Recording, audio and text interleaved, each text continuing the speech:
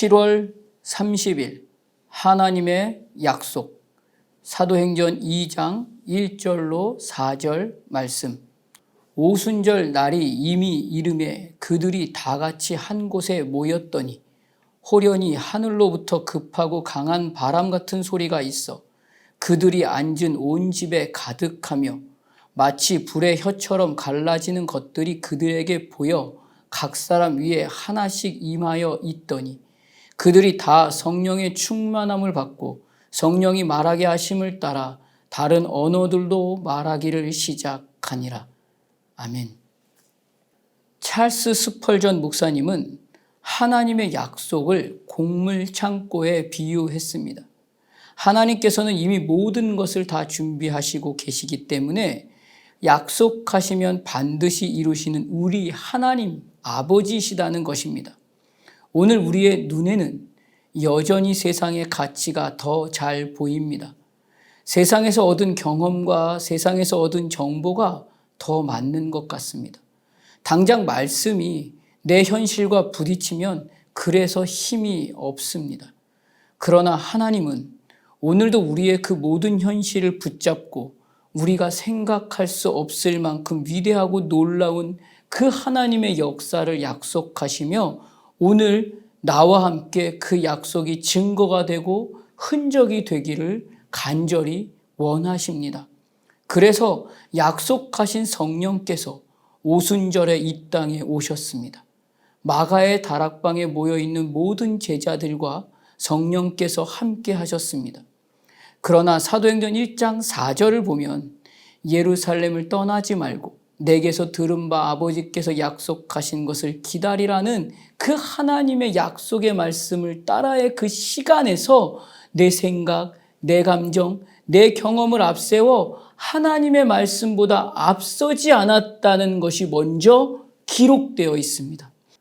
요엘서 2장 13절을 보면 너희는 옷을 찢지 말고 마음을 찢고 너희 하나님 여호와께로 돌아올지어다.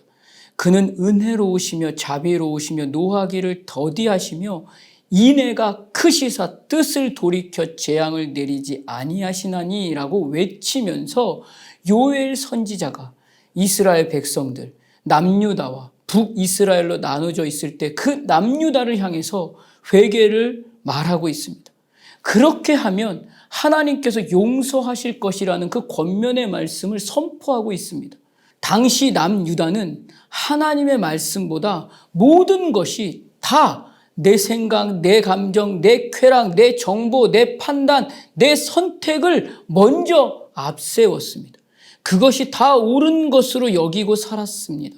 하나님은 그 호흡을 놓고 불순종이라고 말씀하십니다. 하나님의 말씀을 따라 그 시간을 순종으로 호흡하지 않아서 일어난 하나님의 경고이고 심판이라고 말씀하십니다. 그래서 계속해서 하나님의 말씀보다 앞서서 내 생각대로 판단하고 결정하고 선택한 호흡으로 살고 있다면 더 심한 심판이 기다리고 있다는 것을 알고 회개하라고 선언하고 권면하고 있는 요엘 선지자의 말씀입니다. 그 어떤 날이라 할지라도 그 어떤 호흡의 시간을 보내고 있다 할지라도 당장 돌이켜 회개로 시온에서 나팔을 불어 거룩한 금식일을 정하고 성회를 소집하라고 말하고 있습니다.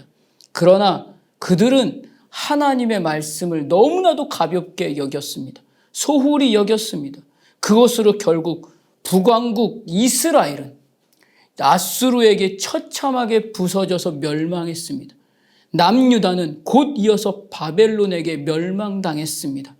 그럼에도 하나님은 그 하나님의 뜻이 절대로 달라지지 않았음을 드러내 보이시며 그때에라고 말씀하시고 약속하고 계십니다.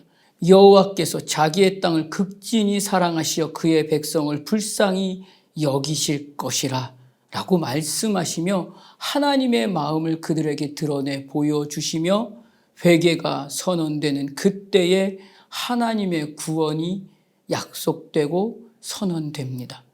오늘 우리의 모든 호흡을 걸고 이전의 모든 내 마음대로의 시간에서 돌이키고 회개하여 다시 하나님께서 열어주시고 말씀해 주신 그 약속의 말씀을 붙잡고 살아내기를 하나님은 원하십니다. 아브라함도 마찬가지였습니다. 하나님께서 아브라함을 인정해 주셨습니다. 그리고 아브라함을 통해 하나님의 영광을 드러내십니다. 그러나 그 순간 하나님의 약속보다 당장 내 생각, 내 감정, 내 경험과 내 정보를 앞세웠을 때 기근을 피해 애굽으로 내려가 아내를 누이라고 속이는 일이 일어났습니다. 약속의 자녀를 기대함으로 기다리지 못하고 결국 그의 판단으로 선택한 그 선택이 하나님이 약속하신 자녀가 아닌 이스마엘을 낳아 어려움과 괴로움의 시간에 처하게 되기도 하였습니다. 예수님의 제자들도 그 약속을 붙잡지 못했습니다. 오히려 십자가와 부활은 그들에게 두려움이 되었습니다. 그래서 배신하고 떠나고 시험에 빠지게 되기도 하였습니다. 그때에도 하나님은 그 약속하신 약속을 포기하지 않으셨습니다. 등 돌리시지 않으셨습니다. 약속한 보혜사 성령을 보내주십니다. 그 약속을 끝까지 붙잡고 하나님의 말씀 안에서 그 어떠함에도 떠나지 않고 말씀하시는 그때까지 기대하고 기다렸습니다. 그때 하나님의 역사가 일어났습니다. 하나님은 오늘 우리 모두에게도 하나님의 약속을 보여주고 계십니다. 그 약속의 방향에서 오늘 나의 호흡은 어디에서 호흡하고 있나요? 그 말씀을 붙잡고 기대하며 기다리며 기도하는 시간으로 호흡하고 있나요? 내 생각과 내 경험과 내 판단과 내 감정에 매여서 약속을 내 맘대로 해석해 놓고 그 약속은 붙잡지도 못하고 호흡하고 있는 그 하루로 보내고 계시지는 않으신가요? 하나님의 약속은 반드시 이루십니다.